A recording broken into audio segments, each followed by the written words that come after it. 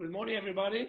Thanks, everybody, for joining. And my name is Stefano De Paoli. This is the third part of a program of webinars dedicated to startups, in particular dedicated to the opportunities for Italian startups in Hong Kong and in Asia in general, but possibly via Hong Kong.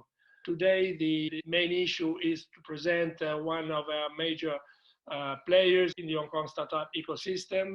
The name is Betatron. I'm not going to say anything about Betatron because, of course, they will say themselves much better than I can do. Let me go very, very quickly to recap a bit the advantages of Hong Kong and why should people go via Hong Kong. Hong Kong, first of all, the strategic location, there's very little to add about it. It's in the center of Asia and the best connected city in Asia. Hong Kong is China, but it's a separate customs territory. That means goods can enter in and out in really 24 hours, sometimes even quicker. Hong Kong is China, but we speak English. That's a great advantage. For people who have traveled in China, they know how terrible it can be to communicate, how frustrating. Hong Kong is China, but we speak English, right? So communication is vital for businesses. Another vital difference is Hong Kong is China, but we have freedom of speech, freedom of information.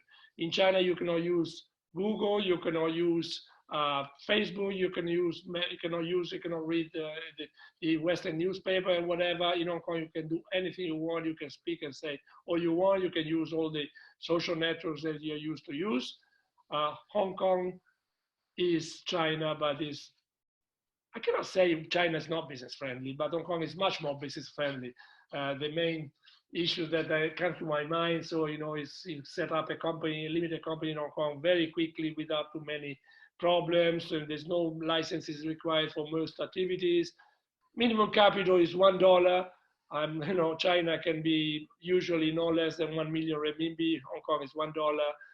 Immigration is not complicated at all. We help getting through the immigration problem, and incubation and co-working facilities available make possible startup not too expensive, let's say. Another important issue is the free movement of capital. You can get in and out any amount of capital in any currency. Hong Kong dollar is convertible. We don't have the renminbi. We have the Hong Kong dollar, which is a fully convertible currency. Tax system is one of the most important issues. Just 8.25% on the first 2 million Hong Kong dollar of profits, and 16.5% on the rest. We don't have VAT, we don't have anything else. I am going very, very quickly. Anybody who is interested in expanding more, please get in touch with us, okay? You can get in touch with Betatron, but you can always get in touch with us for any details regarding Hong Kong, expanding your activity in Asia.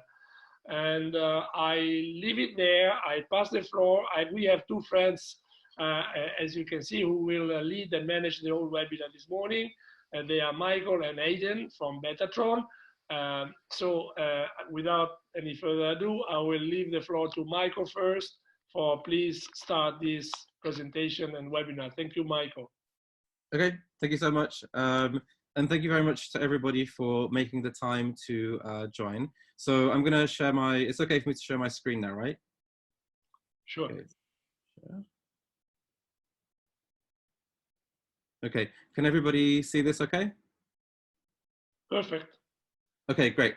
So thanks again to Stefano and Ilaria for this opportunity. Really, really appreciate it in your efforts. Thank you. And for promoting Hong Kong. Go Hong Kong, we love Hong Kong. And thank you very much for everybody who has made the effort to dial in. Really appreciate your time. You know that being a founder is more than a full-time job. So thank you. I want to make this as informative as I can. So I'm not going to speak for very long, but these slides, they contain an introduction on Betatron, but also some additional information, which I'm not going to go through now. It's for you guys to read afterwards. And it will kind of put into context some of the stuff that we say when we give feedback to the company. So please don't worry about absorbing absolutely everything on the page, because you will get these slides at the end. Okay, so going through it. So, what is Betatron? It's a leading early stage venture capital firm and accelerator based in Hong Kong. We're like a network of networks. So we were founded originally 3 years ago by 6 leading VCs and investment companies in Hong Kong. We've accelerated almost 40 companies over 5 cohorts. Our founding partners have more than 800 million US dollars AUM. Some of their investments are quite famous, like Lala Move, which is a Hong Kong unicorn, Cupital. We have a very deep network of venture capitalists and investors and mentors. We do a lot of kind of outreach events for the ecosystem for free, in addition to the stuff that we do for our cohort. And as a result of that, we've been kind of rated quite highly by the local population here, which and in Asia, which we really appreciate. Our funding amount has increased each cohort. So now we fund up to $500,000 USD per company. And our applications have also gone up a lot. We've on target to reach 2,500 for cohort 6. All of this information is on the website as well, so I'm not going to go through it in detail now, but essentially it's a 4-month program. It is based in Hong Kong, but we only require physical presence for 3 2-week periods, the first 2 weeks, middle 2 weeks, and then 2 weeks at the end where we do a roadshow of demo days, 1 in Hong Kong, 1 in Singapore, and then 2 in the West Coast, Silicon Valley. So we look at what the company needs top to toe. We work with them on growth and traction. We prepare them for their next round of fundraising, and then we take them through to the global roadshow. There's also a lot of hands-on help that's very customized to each company. A bit about our startup selection process. There are 5 stages: online application, pitches in person, due diligence, interviews, and then selection.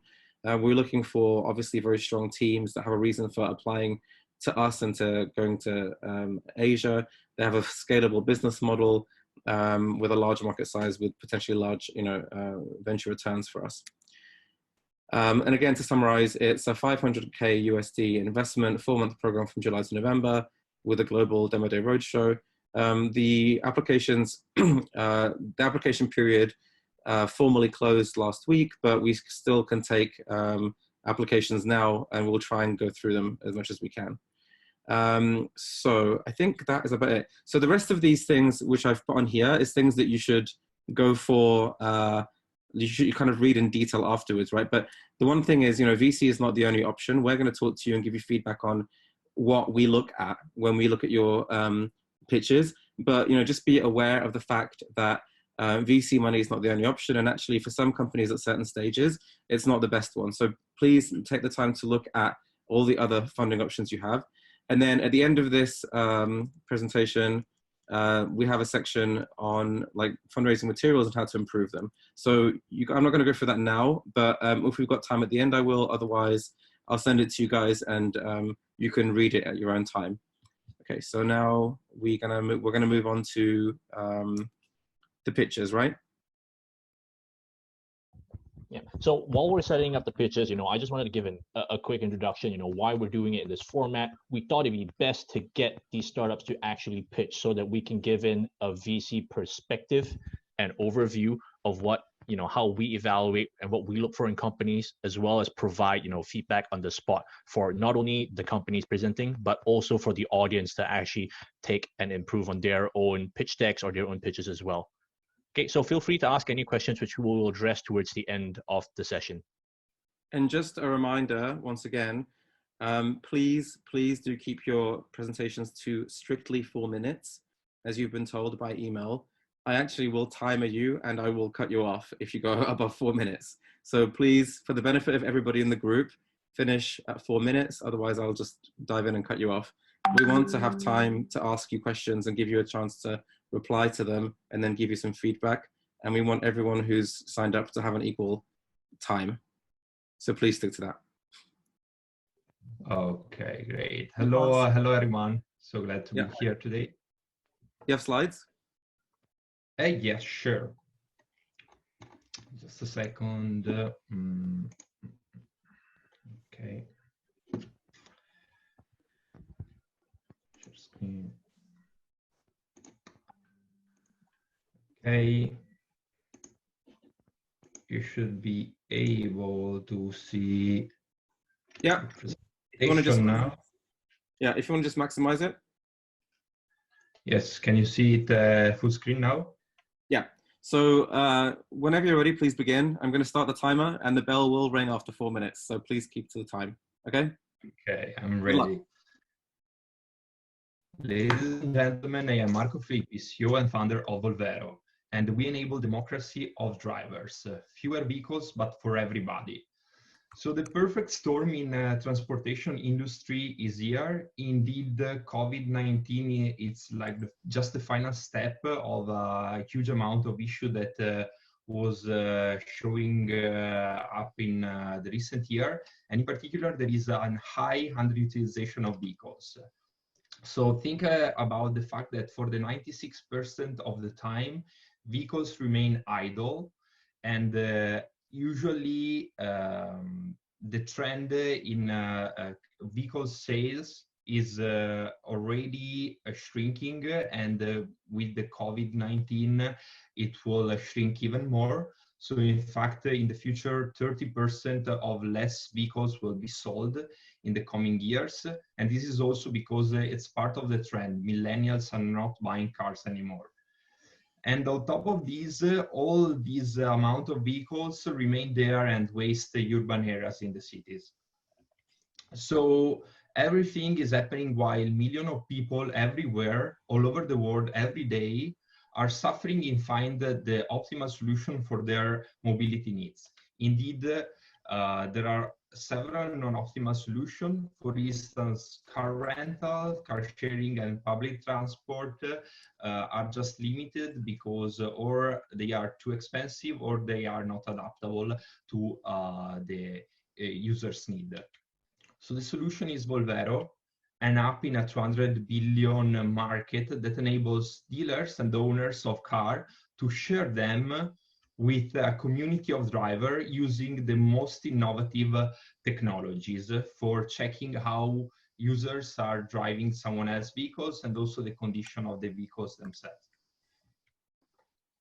So for users, it's really easy to upload their own vehicle. That can be a car, a motorcycle, a commercial vehicle, for instance. And for drivers, it's very easy to scroll the list and to find the optimal vehicle they need for their day. So why now? There are several trends that are happening. We already discussed about COVID-19. There is a vertical drop in the usage of public transport. And also there are several environmental issues. And there is already a trend in the rise of shared economies platform like Airbnb, TaskRabbit, and Uber, for instance. But also because now car dealers are not able to sell car anymore, and they are looking for innovative solution for making money out of their business, so we can easily leverage their stock of vehicles. And also technology. Recently, certain technology innovation happened. So there is a bit of competition in the market, but we are different because, first of all, we provide a unique insurance policy that leverages smart contract and covers users and drivers. And also because the technology we use, we track how drivers are driving based on their mobile phone sensors. And there is an artificial intelligence algorithm that analyzes this data and revert back feedback.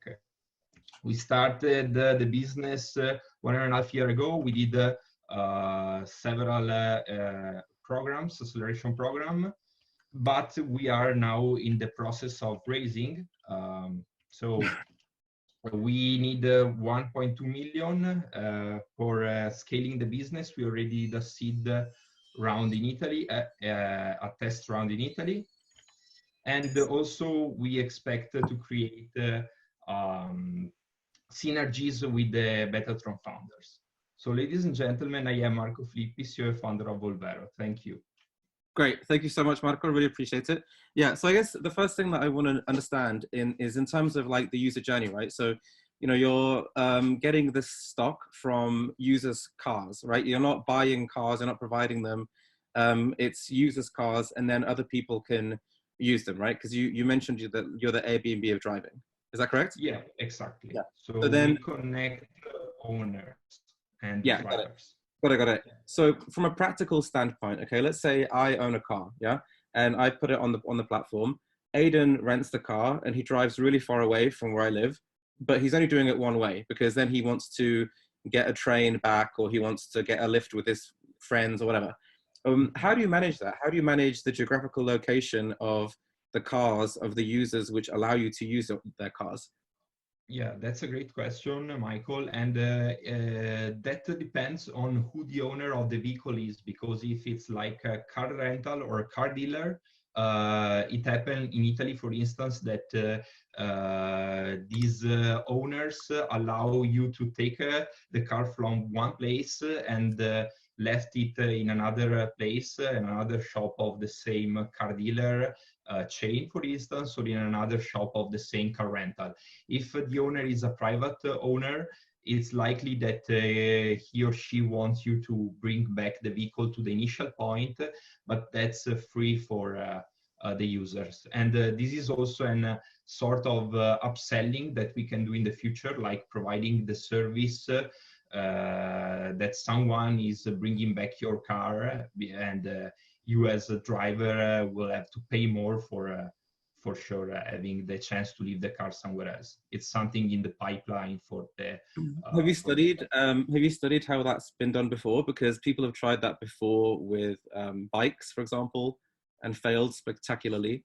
And people have tried that with cars, but where the cars are pooled, and also it's been very difficult for them to make that sustainable. Have you looked at that already? The models that existed before? Yes, sure. We are well aware about what happened in the past. I have also spent months in the United States studying the competitors. There are two, Turo and Getaround there. So we know what kind of problem they faced and how they solved those problems, or how they didn't solve the problem. So we put in place procedure in order to prevent this to happen to us. Okay, got it. And then next thing is, on your pictures, you show kind of like a country lane, right? But at the moment, are you targeting intercity or intracity? So you're doing inside cities or between cities or both? No, we started mainly with not urban commuting. So we don't want to compete right now with the intracity services, because that's a slightly different business model. So for us, it was even much more difficult to handle. So for us, it's more interesting to target extra city activities. Okay. Do you have a limit on the distance traveled? So for example, can I get a car from Milan and go all the way down to, the very bottom of the very south of Italy, or is that beyond the distance allowed? So there is no explicit limit when it comes to where you are allowed to drive. There is 250 kilometers already comprising the price you paid, and then you have to pay for any extra mile or extra kilometer. And also, since our insurance policy was done in partnership with Europe Assistance, a global player in insurance policies, we allow people to go abroad. So our policy covers vehicles all over Europe. And this is a great plus for us because it also allows us to scale faster. Okay. And who pays for the fuel? How do you deal with fuel costs? Yeah, so when a driver enter the car, he has to confirm the data reported from the owner about the level of fuel in the tank, and he's on the driver to to put the fuel as same as the beginning into the car. Okay, so just to make sure that I understand, so I decide to book a car. I go to the car. When I get in, presumably you guys through the app or something have told me this car should have this much fuel. I check it, and then I say to you, yes, this is correct, or I say, no, this is incorrect. And then if it's correct, I go to my destination. But before I leave it in the final place, I need to make sure that it has the same amount of fuel as when I collected it. Correct? Yeah, exactly. What happens if I go to the car and the amount of fuel is incorrect? If you, as a driver, you mean? Yeah, so So I go there and you guys have said to me, what you yeah. should see is this many liters, and I go there and I say there's no fuel or there's very little amount of fuel. Yeah. So that way you will request immediately over the app the owner to update the level of the fuel. And if he refuses to do that, you are allowed to just drop the car and not take it. Is as if you are booking an Airbnb, you enter and there is a different flat, so you are allowed to just drop it, and we will assign bad feedback to the user, to the owner. Okay, got it. That's enough for me from now. Aidan? I think just very quickly, because we're going to be running out of time very soon, and we want Sorry. to provide you some feedback. It is an operationally challenging field over here, but ultimately, I'd like to know what sort of traction do you have so far from the B2C side of things, but also the B2B side of things? Yeah, so traction is let's say of interest for us because we were able to sign an agreement with one of the main car dealers of Europe, and that's why I pushed and stressed this factor in the presentation, because now there are a lot of car dealers that are not able to sell cars, and they have to buy an increasing number of cars every year because they have agreement with the OEM, the producer. So it's them that are calling us to use the app, you know. And we were able to sign an agreement with one of the main car dealers of Europe. Then we ran a test in November in Italy, and it went pretty well. We were supposed to roll out the official version of the app a couple of months ago, and then we decided just to freeze it because you know what happens. Okay, got it.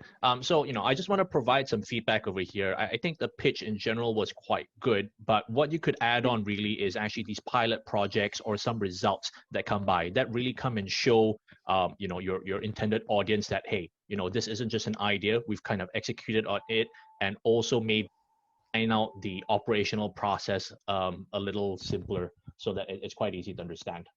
Yep. Michael, Yeah, anything you want to add on? Yeah, I agree. Well done, Marco. I think it's really hard to do this in 4 minutes. It's like an evil amount of time. You should get 5 or 6, but we had to make it short. So well done. I think a good thing for everyone to do though in general is, in addition to your slides, right, make sure that you've got quite detailed appendix slides with your deck so that when people ask certain questions, you can anticipate it and say, oh yes, here's a slide about fuel, or oh yes, here's more detail about our insurance. It's very, very impressive when we do pitches, when people do that, where they anticipate that people will probably want to know about, one of these 10 things. You can't go through all 10 things in the pitch, obviously, but you're prepared, not only in your answer, but you've made a material when you answer. And what that gives is it kind of confirms to the investor that, oh, wow, they really did know this beforehand. They prepared it. They're not just, BSing or doing it on the spot. And Marco, in your case, I think it's interesting that you're focusing on between cities rather than within cities. I don't know whether I think that's the right one to go through, but but that is a long discussion. I think the insurance bit is an interesting play. I think the thing that a lot of people would be worried about is like safety and liability, because obviously with Airbnb, that was a concern when it first started. Whereas but it's quite difficult to make a house, unsafe for the next person. Whereas with cars, you need to make sure that no one's damaged your cars, that people are good drivers, all that kind of stuff. So it's like an extra layer of competition and something that I think you should anticipate people ask you constantly. But other than that, well done, good pitch. Next. Thank you so much. Go for it, Diego. Thanks for the feedback. Thank you, you're very welcome. And good luck with it. Okay, so are we going to Diego now? Okay. Thanks for inviting me. You're very welcome. Okay, share the screen. Okay, my name is Diego. I'm CEO and co-founder of DRB, innovative startup spin-off of the Politecnico di Milano. Okay, let's imagine you are the owner or the operation and management and maintenance manager of a productive asset, let's say a wind farm. What are your main goals? The first one is the optimization of the production, return on investment. So you want your plant to be in good shape. Then you have minimization of the downtimes due to inspections and maintenance, because and you want to reduce the risk of long-lasting repairing. So to stop for a long time your production. And obviously you want to ensure safety to people working in the plant.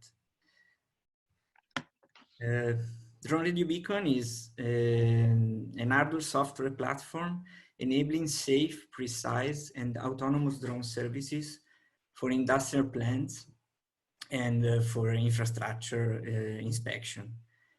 And for the moment, we are focusing on power lines and wind farm inspections. Our goal is to simplify and speed up some of the operations involved in inspection activities. So our solution is based on two pillars. The first one is our patented technology, which runs on the ground station driving the drone. And the other one is our AI software. We have actually two. One for target recognition on board of the drone, and the other is for offline damage classification when we do the report of the inspection. So let's see how it works on an example. We picked the wind farm example. So today there is very little wind, so it's a good day for a blade inspection because there is no production. And the manager can pick up the drone and the ground station, set in front of the WTG, the turbine, and start the mission with an app, push a button. And the mission is a professional inspection is done in 15 minutes. So there is no need for pilots, and the results are better. Most of all, the inspection is done whenever the clients want. The inspection is starting according to a standard mission. Depends on the WTG model, but we have to take into account some variables, like for example, the real position of the blades, because we recommend the reverse Y position, but the site manager can stop it slightly differently. So we have to take into account this kind of things. So we have an AI, like in the picture, that is able to change the mission according to the real path. Once the mission is done, we have a video that we can send to our server where there is the other AI software running offline that is able to extract all the pictures with damages on the blades and classify them. So we can... 30 seconds left, by the way. Sorry? You have 30 seconds left, just to let you know. Oh, okay. So once the inspection, the frames are picked up, we can make the report online, which is fully digital. So you can apply all the analytics. We already have some customers and early adopters. One is Terna for power lines, and we have Air Energy and Freer for the wind farms. The business model is quite simple. We rent all the necessary for the client for the inspection, so they can make their own inspection, and they pay for usage of the platform for the report. Okay, so I think you can just wrap up very quickly, and then we'll go to some questions and answers. Okay. Okay, that should be it already. We have three founders. I am the CEO, PhD in telecommunication, entrepreneur since 2007, with an MBA from ESCP Europe. Giuseppe is our CTO. He's a certified drone pilot with more than 10 years of entrepreneurship experience. And Luca Reggiani is our research leader, is a professor at the Politecnico. Okay, cool. Thank you, Diego. Aiden, do you want to go first for this one? Okay, yeah. So I think let me provide some initial feedback first, and then that will address into the questions. Thank you for the pitch. The trouble with 4 minutes is it's a very technical product over here, and you will be pitching in different styles and different formats. Sometimes you'll get 20 minutes, sometimes you'll only get 5 minutes. So you'll have to adjust the pitch accordingly to who you're pitching to. Now, in light, because you only have 4 minutes, I would come and say, talk about the problem that you're solving, and also maybe the time savings, the actual metrics that come out of that. You don't have to talk so much about the technology. That can come into a follow-up conversation, or maybe into the Q&A if someone wanted to dive deeper into that. Because again, you only have 4 minutes to come and impress. That's what we really want to come by and see, like, for your clients that you have traction, what are you doing for them? So this is my question to you now then. You've run some pilots, you have some clients. How much revenue have you generated for them? And how much time or problems have you solved for them? Okay, we started making some monies in 2019. We made 100,000 euros from the wind farms, and around 30,000 euros for the power lines. For the power lines, it was more a research thing. So because we are building a new kind of inspection. Got it. So is this a fully deployable product already? Or even with the wind farm, this is still a pilot and you have to improve a lot more on it? For the wind farm, it's quite finished product. Last year we made all the testing with them. It was a service while testing, because there was both the pilot and the ground station driving the drone. And this year we are making the full service. Okay, so I'm just going to end this by saying that if you went to sell to 5 other wind farms, you would have $500,000 in revenue for a finished product while you work on the rest of the product, correct? Mm-hmm. Okay, so that could be something, to take note in terms of commercialization, because you want to balance commercialization together with, R&D also at the same time. Okay, Michael, you want to provide any feedback? Or? Just quickly, so Diego, thank you very much for your presentation, and well done on the traction that you've achieved so far.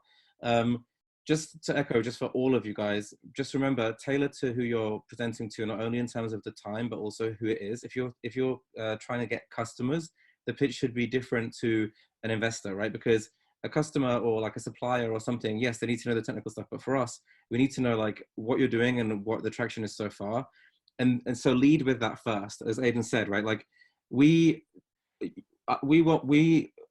won't necessarily need to know right at the beginning all of how you achieve the thing. What we want to know is, what was the thing you delivered to the customer? What was the benefit? And also, how many times have you done that and your traction? And then we'll be like, okay, cool, we want to know more. And then you can tell us more. And this is an example of, those appendix slides. So, you can keep those slides in, but just miss them, go through them. And then if somebody says, okay, that's great, I'd like to know, how were you able to do this quicker, cheaper, whatever? And then you say, okay, I'm glad you asked. Here's the details. But other than that, well done. I know it's very hard doing it in 4 minutes, so keep up the good work. Just another question on my side, because we've heard a lot of drone companies pitch, even from an inspection perspective, on power lines. What's your competitive advantage against them? Because every country seems to have their own company addressing this problem. Okay. Well, first of all, it's our patent. It's an innovative way to drive drones. It's very precise and very reliable compared to RTK or in GPS, which is mostly used. And also it can be used if you don't have RTK. So you in some places where GPS is not present because it's indoor, for example. And also the interaction between the software, the AI software, and the localization algorithm is a key point our competitive advantage. Okay, got it. Thank you very much for your pitch. Thank you, and we'll be touching it with you. Thanks. Thanks. So next is Robin. Is that right? Yeah. Okay. Can you see me? Yes. Do I need to? Yeah, you can see me. Hi. Thanks a lot. Shall I start? We can't see your screen, so you need to share your screen so we can see your slides. Hold on. Share screen here. Yeah. You see it? Yes. If you could maximize it, that would be great. I don't know. This is a PDF. Okay, that's fine. It's fine. Just start. Okay, 4 minutes from now. Good luck. Thank you. Very nice to meet you. Thanks for the opportunity to present. Just so short introduction about myself and the team. I'm the CEO of Connexa. My name is Robin Daina, and we are a team of 7 very experienced founders. Personally, I'm 45 years old, operating in the insurtech space in Europe since 2007. And I've had the blessing to start my entrepreneurial career with one of the top insurtech founders and CEOs of our times, Yashish Dahiya, who's the founder and CEO of Unicorn Policy Bazaar, the largest insurance comparison site in Asia. Yashish is also a member of the board of advisors of Connexa. In the call, there is also Connexa CEO Luca Gargiulo, who has worked several years in Accenture, Bain & McKinsey in technology, and lately in his late experience comes from Octo Telematics, where he was the COO. Octo Telematics is the global telematics leader. I won't present the others, or maybe do that in the end if we have some time left. So Connexa has the mission to transform the car insurance market by delivering a digital and telematics first insurance solution offering unprecedented customer centricity and flexibility. As you can read from the slide, Connexa will essentially be the first insurer in Italy and one of the very few globally to issue 100% full telematics policies. It will price customers according to their driving behavior and actual individual risk profiles, thanks to IoT data and artificial intelligent risk assessing algorithms. So disrupting essentially the mutualistic approach to risk pricing utilized by the motor insurance industry at large for several decades. Connexa will also make extensive use of chatbots and artificial intelligence algorithms utilizing driving data to digitalize the entire user insurance value chain and create an easy, flexible, and engaged experience for its customers. Technically, it will be structured as a managing general agency, partnering with a reinsurance company. Particularly, Connexa is partnered with Swiss Re, who will be the Connexa's leading reinsurer in Italy and also across Europe.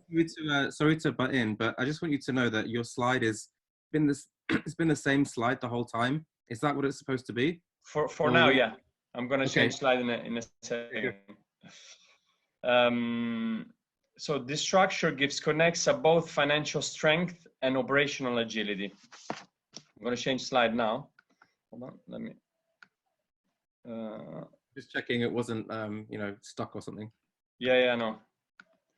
It's the 4 minutes I need to,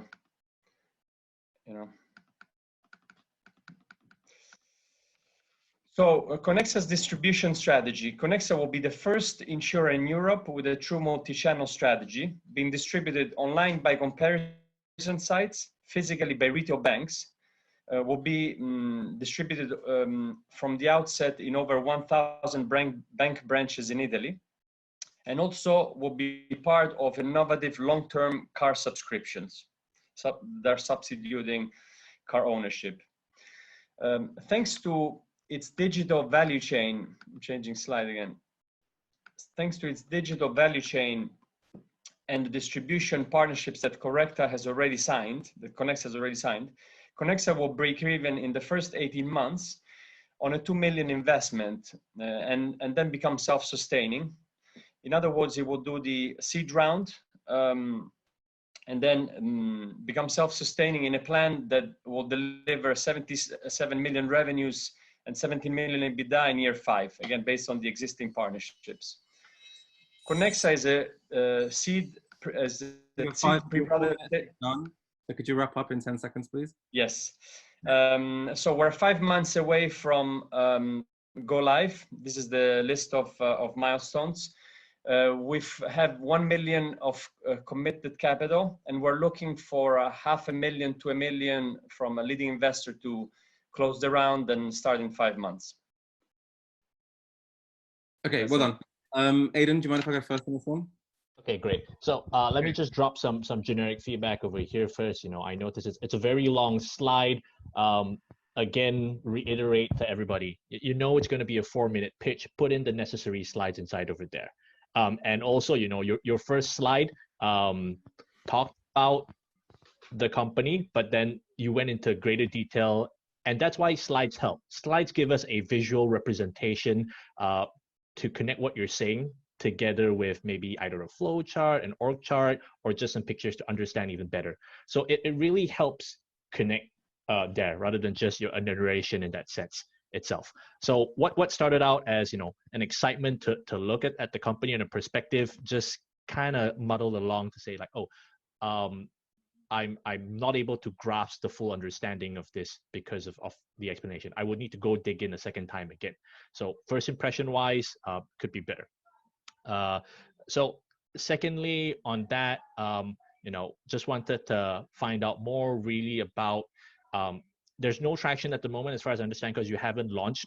So really the plan to launch and also pre-contracts again come to be very important to immediately kind of secure that interest. So do you want to go and explain what you set up to be able to launch in 5 months' time?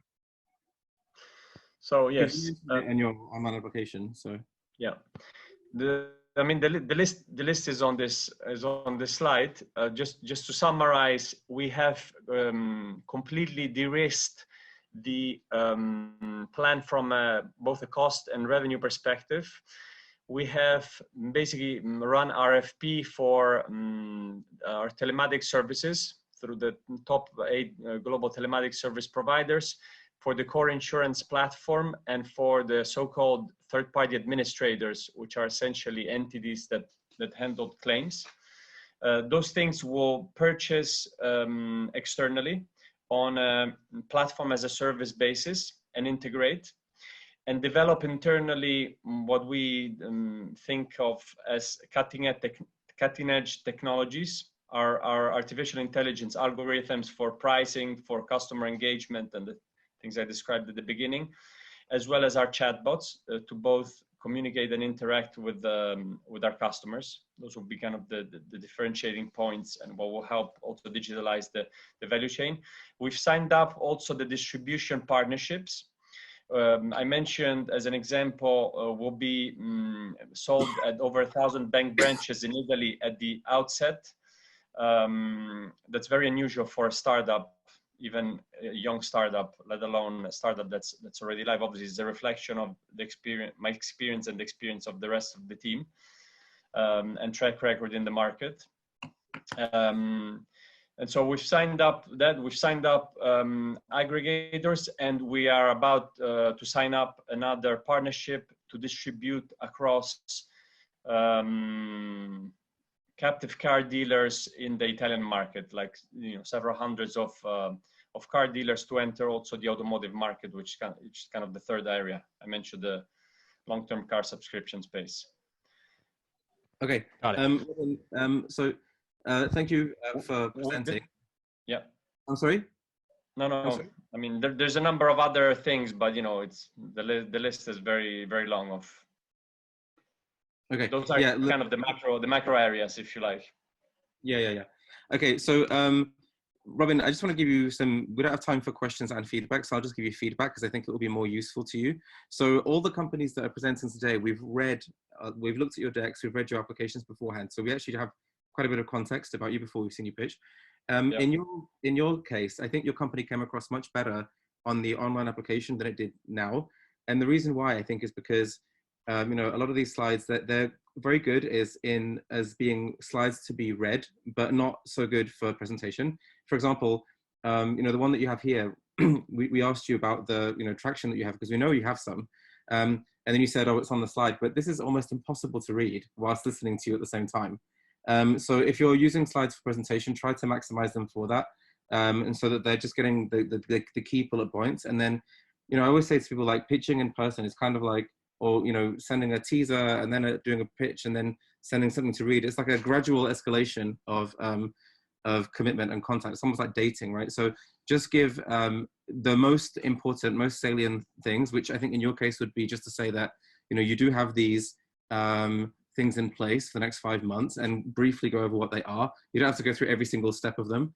And then also the other thing I'd say is, given that you only have a short amount of time, I don't know why, but for some reason, especially insurance tech and kind of fintech, a lot of the founders, they talk about their team right at the beginning. I think maybe that's because they want to build credibility about what their team can do.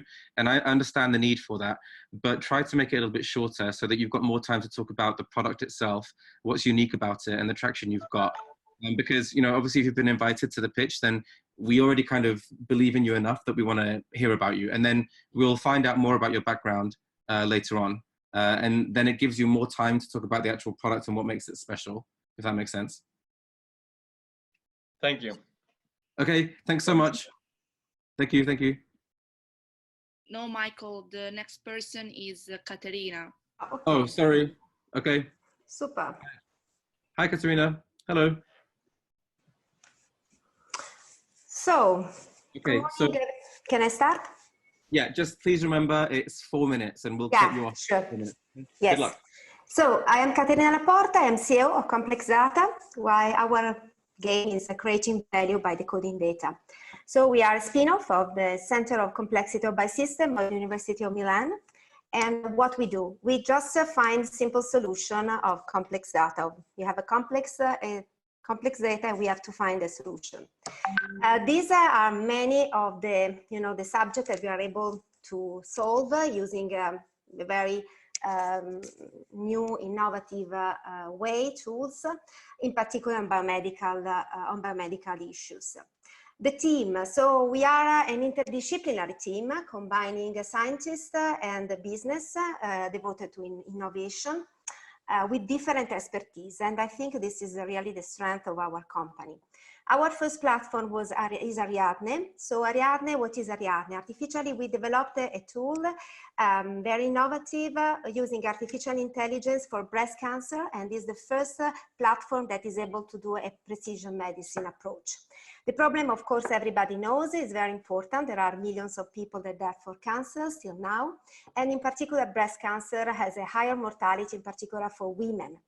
What is our solution? So we use an innovative way. We combine environment and DNA, and we are able with our platform to give a score of aggressiveness for that specific tumor with that specific biological characteristics.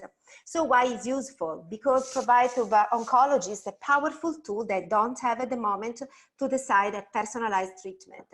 We validate, of course, we are scientists, so we validate with high-profile journals what we did, and we have now a patent claim that we filled in 2019. Here it is wrong. We have all the procedures. Why is what about with respect to our competitors? We have a very important competitors, but with respect to the others, we are able to give a score, an answer to others kind of segment of breast cancer that are not, they don't have any answer. Since I'm locked down now I'm in sabbatical in Munich, LMU, during the lockdown, we thought about COVID-19 and we developed and we changed a little bit our platform for COVID-19. The question for this is to understand why there are some people that are more, severe affected by COVID with respect to the others. And this is our next, platform, our next challenge. So our roadmap, we have the patent, the certification is still started. So we are ready to be in the market, at least in Europe, in the next 24 months. What we're looking now is the seed funding to complete all the procedures and to scale up in particular. Thank you so much. Ready for questions. Wow, thank you. That was very, very, very good. And you did that in 3 minutes. It's incredible, actually. Good. I was not prepared because I received, you know, your invitation just this morning. So I was doing other stuff. That's It's even okay. more amazing then. Well done. That's Oh, really... sorry, I'm not. No, it's great. It's good. It means we have more time to ask questions. So if you could just share your slides again, please, Katrina. Sure. Absolutely. Sorry. And I just want to say, you know, personally, thank you very much for trying to solve this problem. It's a huge problem. I'm actually an ex-medic myself. Okay, so good. I'm unaware of this. And also, I'm going to ask a few technical questions if you don't mind. Sure. Feel free to go quite deep with the science if you need to. Okay, so I guess originally when I read your online application, what you're doing is kind of more than what I originally thought you were trying to do. So is the aim here that you're trying to basically eliminate, you know, false positives, or are you going beyond that and just being core to the original diagnostic process? Yeah, of course, this is one of the reasons, of course, false positive, but even more. So most of the patients are overtreated, as you well know, because since the doctor doesn't know what to do, many times what happens that they just treated, no? Because if you don't know what to do and there is any suspect that could be worse, you treat. And there are very important papers that come out in the last years showing how many of these treatments are absolutely not useful, not well done. That means economically, of course, is a huge damage because you use, you know, maybe source for something, but you can use for something else. And secondly, for the patients, because you are in this field, so you are in this field, so you know that for the patients, all these treatments are very aggressive. So our strategy is exactly this: try to have exactly for that specific patients the score of aggressiveness and help the oncologist to choose the right treatment for that patients. Okay, so can we just go to the technique one, the one about the one that had the circles with the RNA and all that? Mm-hmm. So yes, I'm back. Sorry. Okay, this one. So the idea is that is a combination, so it's a multi-layer. Okay, so where we combine the information about the genomics and the transcriptome, so the environment, so the epigenetics. I can be more technical in this case because usually I have to avoid the technicality. Yeah. No, so it's this good. is I was going to say, actually, again, to everybody that's watching this, this is a very, very, very good example of how to pitch, prepare your pitch to like what you think you're going to be pitching to. So obviously you had no idea that you're a doctor, so you made it very, very simple and very easy to understand, and that's great. Thank you.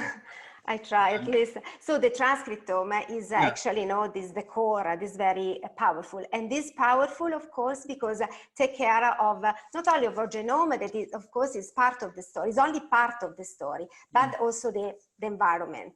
And the score, what we are able to get with this tool is a score of aggressiveness. So means... sorry, so you can do grade and stage, are you saying? Yeah, exactly. So it's a score of probability that specific patients with that specific characteristics give rise to aggressive tumors, so maybe a metastasis, anyway, aggressive or not aggressive. If it's not aggressive, maybe the oncologist can choose different strategies.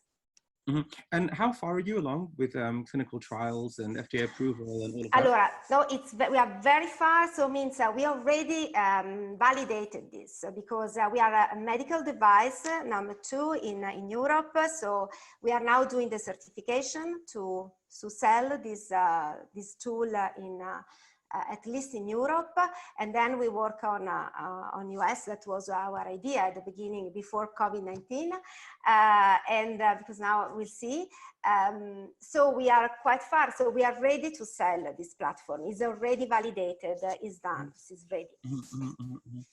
Okay, and can you do this just like what kind of a sample do you need for the biopsy? Do you need to have like I need a biopsy. So I need a biopsy, a specimen of biopsies, very small, because you know very well that to do this kind of, experiments is a little bit. I need the biopsies and should be frozen. I mean, many people ask me, can you use paraffin? No, at the moment is not, certificated, is not scientifically sound. So the people don't use it. There are many troubles. So frozen sample for this, but not for COVID. For COVID, for the platform that we developed in this month, for COVID, no, we need just a blood sample. We are now send the paper on a very high journal. Yeah. So yeah, the next question I was going to ask was, like, do you need to, is it necessary for this to be in situ, or can you do it with ex situ? Can you do like cytology, or does it have to be an in situ biopsy? In situ biopsy is fine. Like, what is the minimum size of the biopsy that you can do? Very small. I mean, for this kind of analysis, you need even less than what you use usually for histologies or regular. It's very, very small. It's up to the oncologist, of course, of the histologist, because depends on how big, I am pathologist, so how big is the lesions, but it's very, very small. We did experiments with very, very small pieces. Right. So leftover. Okay. But do you require within the biopsy to keep the, I forgot what it's called, the basal layer? Is that required in your biopsy? No, I don't care in this case. No, it's not important. It's not, I don't care. Okay, sorry, I'm asking you so quickly because I've got so many questions on this. And also, last question, has there been a comparison done in terms of efficacy of this to existing methods? Like, what is the comparison? So we recommend, so the businesses, also our strategy is we recommend a way to preserve these samples. So to preserve in such way, because we know that is the right one and you don't lose information. But then what is required for all the other procedures, that is also in the patent, is a standard procedures with high quality. So we put some some specific point that should be like that, because what we plan to do is just the analysis. We don't plan to analyze the samples. There are surveys that are very, very good. It's not our job. We just receive, this Excel with all the information and we analyze it. So in this case, it's very well detailed anyway, because we study all the procedures very well. Okay, great. Thank you so much. I'm sorry I got excited and asked too many questions, so we've gone over time, but we have to catch up. But thank you very much. Thank you so much. Okay. So last one now is Luca, I think. Is that right? Oh, so we're done with all our sessions already. Luca was on the same team together with Katerina. Yeah. Oh, okay. All right. And somebody asked sorry, it's kind of difficult for me to read the chat questions, and like I can't reply to them whilst I'm listening. So I've collated them already, and I'll come and them. Filippo asked earlier on, how many spots are available for the next cohort out of our expected applications, and do we have a criteria scorecard for evaluations? Yes. So we have a scorecard. We're not going to show you. Yeah, it's a secret scorecard, of course, but we definitely do have some sort of a rubric to kind of look at it. And then we have our investment panel to then chime in on that before we then move the company into a due diligence phase after a pitch. I just want to add to the people that pitched as well, because I think, doing what you guys did today in 4 minutes is extremely difficult. I really feel for you guys doing this. It's very, very hard to do this. And actually, normally, when we do it our way, we don't do it like this. We do 5 minutes to pitch, and then 15 minutes of question and answer, and then you get a break, and then you get a second opportunity to do it to 2 different people. For us, that's way more work. We're doubling our workload, but we do that for the benefit of the founders, because we want it to be as founder friendly as possible. And we know that it's very, very nerve-wracking to do this. So we want people to have a second opportunity just in case they have a technical problem, or I don't know, they just forget, or they're very, very nervous or whatever. And we've had specific examples where that's happened, where somebody, for example, put the wrong number of zeros on a graph, and we said to them, hey, is that the right number? They were very, very embarrassed, and we just said, it's fine, just correct it before the next room.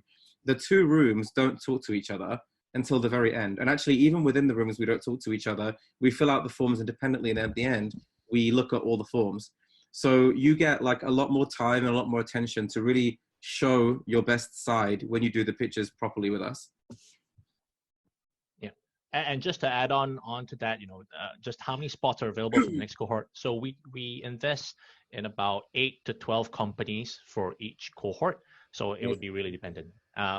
It's a very competitive selection process, of course. Yeah, Okay, we do next question. cohorts, and we normally do 2 cohorts per, not exactly a year, per like a year and 2 months or something, but we do 8 to 12, 2 cohorts per year. Okay, next question was just from Vincent. I think that has been addressed already. Is there a queue for presenting our pitch? It's actually just a pre-selected panel for the time being, but feel free to put in your application and then we can go through it and provide feedback for you from our website as well. Okay, for Maurizio, he missed the beginning of the presentation and asked, is Betatron injecting 500K into the companies against equity? Yes, we do take some equity. We invest typically in a structure similar to like a safe note over there for future equity. And because we are a VC, first and foremost, the valuation of the equity take depends on stage of the company and negotiations as well. Okay, hope that. I just want to say hello to Felipe. Hi, Felipe from Hexagrow. I remember you from last time when you were pitching in the Italian Chamber of Commerce. Nice to hear from you again. And in answer to your Q&A, yeah, like Betatron can help with all of the above. So which is like in like commercialization and industrialization. In terms of, do you need to have a company in Hong Kong or can you keep the holding company in Italy? Yeah, you can keep the holding company in Italy. The only thing that we don't really like is when people have the main if they have like an operational company but no holding company, and the country that the operational company is in is a country that has like some kind of capital controls on it, then that's kind of a barrier to us. Then what would need to happen is you'd have to create a holding company in a country which doesn't have any capital controls. But having a company in Italy is fine. What I would say to all of you though is that it's extremely easy to set up a company in Hong Kong, and you should just do it because, oh, yeah, thank you, welcome. And then because it's very cheap and easy to set up a company. And if you have one set up, then you qualify for lots of additional governmental help.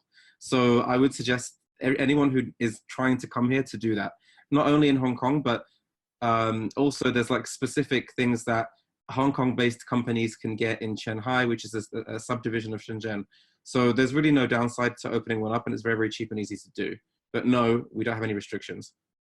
That was a super long answer, sorry, but nice to see you, Felipe. Long time no see. Got it. We've got another question from Ines who asks, which are the sectors that Betatron pays more attention to? So we are a sector agnostic VC, although we do tend to look into companies that have a bit more of a B2B focus in that sense, and traditionally things that we can assist a bit more from a Hong Kong perspective that they're strong in, things like supply chain management, logistics, prop tech, fintech. That's just a general idea because we want to play on our strengths as well for this. I just want to clarify for the question from Inez DiFranco about what are the sectors which Betatron pays more attention. You meant what are the industrial sectors, right? Like not what do we look at in terms of your company? And then, yeah, okay, good. Yeah. So Aidan answered it. Okay. Got it. And then Francesco asked, when does the program start? So it's slated to start end June, early July. This program will be completely remote because of the COVID situation. And it will be a 4-month program from that point onwards.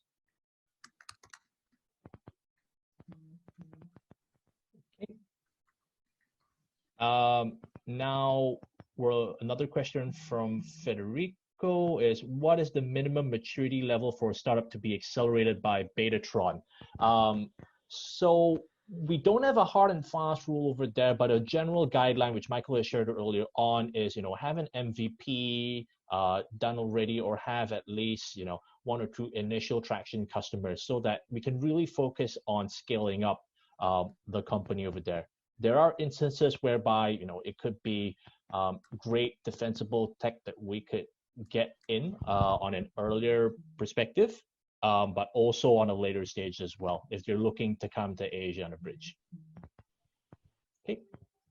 Just to follow up on the minimum maturity level thing. So it really does depend on the company, right? So in general, we are, and our accelerator program is an accelerator, not an incubator. So it's not idea phase. We expect an MVP. We expect you to have some kind of traction, customers, that kind of thing. However, there have been some companies that we've invested in earlier than that, but they were very kind of outstanding in terms of they were extremely technical products that very few people could replicate, and therefore they had very high defensibility. So usually that doesn't happen. Okay, sorry, Aidan. Karen? Yep. Let's see if there are any more questions. I think I should have addressed them. Do you consider application of business plan before proof of concept stage? Does that mean you're beyond, like, in ideation? Like ideation, yeah. So I think we just sort of addressed that in the question already. Better to have a proof of concept. It increases the application chances over there. But like we said, we're happy to take a look, especially if there is really incredible company ideation patents in place for the business. Yeah. Also, like, if you're a very, very technical founder and you're doing something which, like, not many people can do, or a tiny amount of people can do, then you have way more leverage. But yeah, in general, we kind of want things that there's been somewhat an attempt to validate it, because we have to deleverage our risk. Yeah, so for the 4 startups that we're pitching today, I hope that gives people an overall idea, because there were some who are also in the very early stages. There were some who have gained some traction as well. So that should give people a range on how to look at and how we evaluate some of these companies. Okay. And those of you that weren't able to be selected for this thing, then hopefully this has given you a bit of insight into what we do. You can still apply for us, and then, as I mentioned, if you get through to pitches, you actually get way more opportunity to present your best side. Yeah. So just to wrap this up, I don't think there are any more questions. So feel free to put in an application onto the Betatron page if you'd like us to take a look at your pitch. And even if it is still a bit too early, we're happy to be in touch with you for our next cohorts. Like we said, we're really a network of networks in that sense. And when you're putting in that application, please, when asked where do you hear about Betatron, put in Invest Hong Kong, Italy, and then we will be able to. Well, we are investing in the Italian companies going to Hong Kong. So then we'll be able to fast track you through the process, because, the early applications, as we've mentioned, has closed. We're going through a number of applications, but we want to put some priority on for the people who have taken their time out to attend today's session. Okay, so thank you very much, and back to you. Well, I think we can close it here, right? If there's no more questions, I think we've received so many. And I wish to thank you, Michael. Thank you, Aidan. It's very, very, very, very interesting webinar. I'm sure that this is very valuable for all our Italian startups. And I would just like to remind everybody that next Wednesday, there will be another important issue, another guest, another important player in the Hong Kong startup ecosystem called Brink. And please don't miss also our next meeting, our next appointment. And I will leave it here. Thank you very much. The recording and the presentations will be available for everybody. Stay in touch and see you next Wednesday. Thank you, everybody, for participating. Bye-bye. Thank you. Bye. Bye. Bye.